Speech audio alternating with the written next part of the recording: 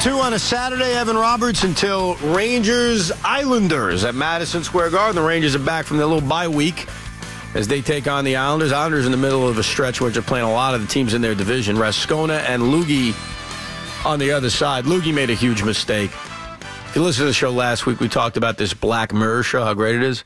Loogie made a big mistake. He watched the first episode first. You cannot do that, okay? Because that episode is freaky. It's a little disgusting. It's a little crazy. There is a little bit of social commentary in it. I get all that. But I would not advise anybody to watch the first. And I know, well, how can you not watch the first episode? It's not one of those series where it goes, this happens, then that happens, and that happens. Every episode is kind of like its own movie. That's it. Loogie, you made a big mistake. Big mistake. Yeah, I mean, I didn't realize that going in. I mean, like shows like Law & Order, there's not necessarily, there is some continuity with the main characters, but each episode you could watch on its own. I didn't realize going into it, because I went into it blind other than what you said. Didn't I say that, though? I don't remember you saying that. I don't think you were listening. But my point to you was it didn't matter the first episode. I'm watching it, and it's like after the 40 minutes, I'm like, I almost feel like Joe. I'm like, what did I just watch? What is this? What am I watching? It's a futuristic world in which great technology could cause damage to us as a society. I don't love the payoffs. I keep waiting for the big payoff, and then it ends, and I'm like, was that the payoff? Wait a sec. Did you see the episode with the points where they're like basically in a video game thing? Yeah, from the guy. There was a payoff at the end. I'm not going to tell you what it is for anybody that wants to watch it. I thought there was a great payoff. So then maybe I just didn't get the payoff. No, I don't think you got it. All right, we'll have to talk during the break what the payoff was. I think this is more on you than anybody else. I'm 3 in. Well, I'm going to give it more, because what is it, like 4 episodes a season, basically? Yeah, so I'll give it a few more, but my initial reaction is I don't like the show. I'll give Loogie one more thing, though, because he'll eat this up. It is a disgrace if The Undertaker's fighting at WrestleMania. Well, I think that's what's happening. That's a disgrace. Yeah, I told you they should have did that match in Dallas. That was you could have argued earlier than that, but I think at that point you could have did it. I know Cena wasn't cleared yet. He was on the show, and Taker wrestled Shane. I'll give an FAN analogy. All right, right now we are broadcasting live from the Mike Francesa studio. Okay? Now, Mike's a legend. Undertaker's a legend. If Mike walked back in here and said, I'm back, then what the heck was the send-off? The Undertaker got sent off last year. He took his wardrobe off. He took his hat off. What did that mean? It meant he was retiring. He was gone. And he's also like in his 50s. Not that that's old, but for a professional wrestler, you know what? Kind of old. But Evan, other than Shawn Michaels, nobody leaves and never comes back. You don't. That's fine. But just from that standpoint, I'm saying. I get that, but you don't make a spectacle of your retirement to then come back within a year. Yeah.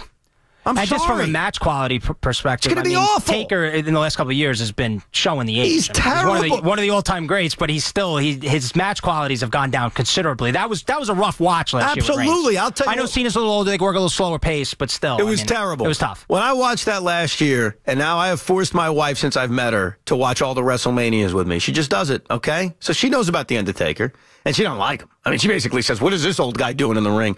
When he retired, and I admitted it was emotional, you know what her response was? Thank God he's retiring. I mean, jeez. The one thing I'll say real quick is that I always, at WrestleMania, the fact that they always go, and I understand it's a big show, but you always go back to these guys. I would like to see more of the building up the younger guys, even if you want to have them fight a younger guy like they did with Taker and Reigns. I just don't like that they always go back to the Goldbergs, the Taker. Like, can we build up you have a huge roster of younger guys, even if it's late 30s, early 40s. Can those guys get the spots? You're right. They've been doing this forever. You're wrong. After a while, it's like, is anybody really going to be into that match? No. Maybe Monzo. He's in anything. He loves everything. He's a fanboy. He's into anything that they put out there. Loogie is wrong about Black Mirror, but he's right about that. I'll tell you that. He's right about that. We'll get into these games a little bit later on in the 12 o'clock hour. Right now, it's a potpourri with your phone calls at 877-337-6666. Donald is in the Poconos. What's up, Donald? Hey, good morning, sir. With the Knicks, obviously they're having issues with late games and point guard play. Yes. Oh, why didn't they pull the trigger on Kyrie Irving? For what? Excuse me? For whom? For Porzingis. Oh, you want to trade Porzingis for Kyrie Irving? Well, that was on the table. I mean, I think history is going to decide if that would have been the right decision. I would have hesitated on it. He's 22 years old. KP has skill sets that are very uncommon, even in today's modern NBA. It's tough to rip or get on Kyrie and say I wouldn't want him on my team. The guy's been great in Boston. But I'll tell you something else about Kyrie. I think a part of why he's been great in Boston is the great coaching they have in Boston, which they don't have with the New York Knicks. So if you would have made that deal, where do you really think the Knicks even are right now? You think they're a playoff team?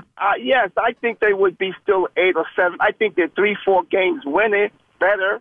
Well, I think they'd be a very different team, obviously, because this offense has mostly been about Kristaps Porzingis, and obviously he's missed a bunch of games, and the point guard play would be considerably better. But then you wouldn't have the unicorn at 7-3. It would be Kyrie and who?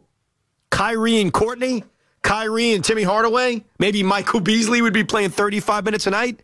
I think the jury is still out on if that would have been the right decision to make. And I think the other aspect to it is the emotional aspect. And you can't ignore that. You can't ignore that the diehard Knick fan is growing an attachment to Porzingis. Even though Beningo, and good for him, I was proud of this. He tore into KP a little bit on Friday. I like that. Because at times, KP's our guy, he's learning and all that. He tore into him a little bit. And I think he's right. I think he was right about a lot of what he said. But I think even that's your guy. That's the guy you drafted. That's the guy you're developing. So I don't know. And I think that's always an aspect when you talk about a trade like that. But look, Kyrie Irving may win the MVP this year. Kristaps Porzingis has struggled now for a month plus. So we know the difference. They do need improved point guard play. And maybe Frank could be that guy, but they need a point guard that can get to the basket. And they also need a point guard that can hit the outside shot so that you don't have point guards kind of sagging off of them to send a double on Kristaps Porzingis where he has no idea what to do with it and ends up turning the basketball over. John in Red Bank. Hey, John. Yes, Evan, you know what? Maybe the Undertaker could come back as Mean Mark Callis and wrestle, under that moniker. That'd be great.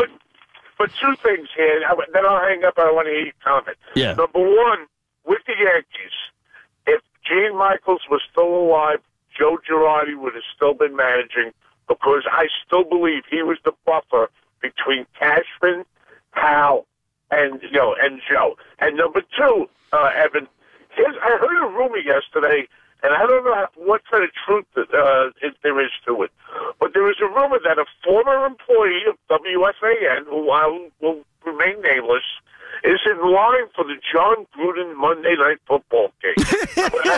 Have a great weekend, buddy. Thank you, John. Lukey, you're shaking your head. Who's he referring to?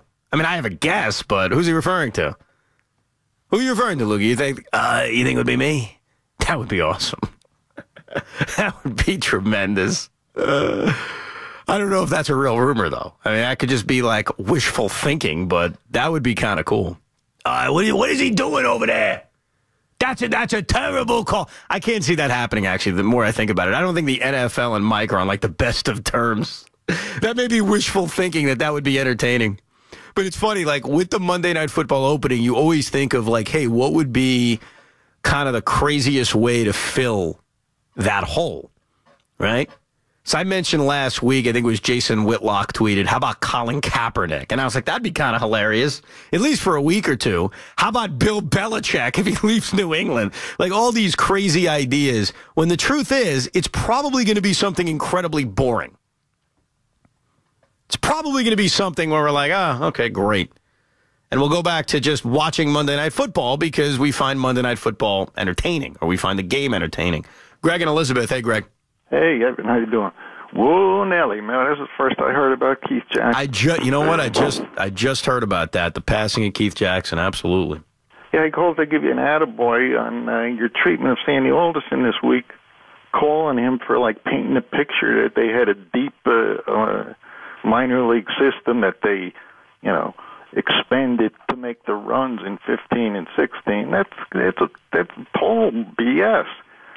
That's one of the biggest problems I have with Sandy. After 7 years, his farm system stinks. Absolutely. And that's his fault. And he's a guy, he started out in October 2010. Within a month, he hired J.P. Ricciardi and Podesta, two guys that had Major League GM experience. And that was going to be their strong suit, build the infrastructure, make this long-term success. and he hasn't done it. No, you're right. I mean, the hope was that this rotation would anchor them for the next bunch of years, that it would be the Atlanta Braves of the 90s. Obviously, that hasn't worked. A lot having to do with health, some of it having to do with ineffectiveness, led by Matt Harvey. But the infrastructure, that's a good word to use, of this baseball team, their farm system, is not very good. And you heard him point out that Keith Jackson passed away today, a legendary voice who did everything, whether it was college football, whether it was the NBA, wide world of sports. He did baseball. He did college basketball, college football, like I mentioned. A true legend. And he passed away today at the age of 89. One of the icons, one of the iconic voices in the history of sport. Mike in Montclair. What's up, Mike? Hey, Commissioner, how are you? How are you, sir? And the commission had to do some tough work today. I don't want to get into it on air, but I had to do some dirty work today, Mike, but I took care of business. Okay, very good. I'm going to tell you how old I am. Go ahead. I'm so old that you talk about Keith Jackson. Yeah. In the decades past, highlights for college football were on ABC for a half hour, and you got 4 games that they chose. Right, okay? right. And that was it. And those were your highlights. And, Jackson did it on ABC, Channel 7 locally. And, that was such a thrill back then. It was like you tuned in on Sunday, like at noon, before any NFL. It was, Event TV is the way it used to be. Yeah, that was the thing. Now, okay, let's go New England, and I'll tell you why. I like dynasties. So, and I've been an Alabama fan for a long time. Right. So the Nick Saban thing, in the short amount of time, 9-10 years, is amazing. So I'm rooting for New England because, again, I want to see like a dynasty, and I want to see, Brady win again. When are we done with the dynasty? Like, at what point do we get beaten over the head with the dynasty enough and it can end? I don't care. My Chiefs stink. They are human garbage. They are residue. Wow. Okay? Wow. So, and I was busy at work this week, so I didn't get to call the Kansas City office. But I will, and I will roast them. Chop all their heads off, as the saying goes. Would you fire Andy Reid? Go. Absolutely. Clean house, get rid of him, and get rid of Peters. He's a bad guy, okay? Well, you know what he is? He's an immature guy, that's for sure. But I got to give him credit for this. 8 tackles, which some corners have not done in the past, including one particular corner that's stopped doing it. That's one of his teammates. And number 2, I like the way he responded to the Reid suspension after he threw the flag. But is he immature? Yes. But he's a damn good football player. You fire Andy Reid, you got to replace him. And how about the fact that Nagy basically took the blame for Kareem Hunt not getting the football enough? And he does that as he's being introduced as the head coach of a brand new football team in Chicago. But back to Keith Jackson real quick before we go to break. When you think of college football and you think of a voice that you hear and you think of a big game and you think of a big moment, you think of Keith Jackson. And you think of the voice. You think of Whoa Nelly. You think of the granddaddy of them all. He was a legend. And as you've heard, age of 89, unfortunately, he's passed away. Condolences to his family. But that's a voice, and there are a few of them in the sports world that when you hear it, you know big game and you know big moment. More of your calls coming up at 877-337-6666.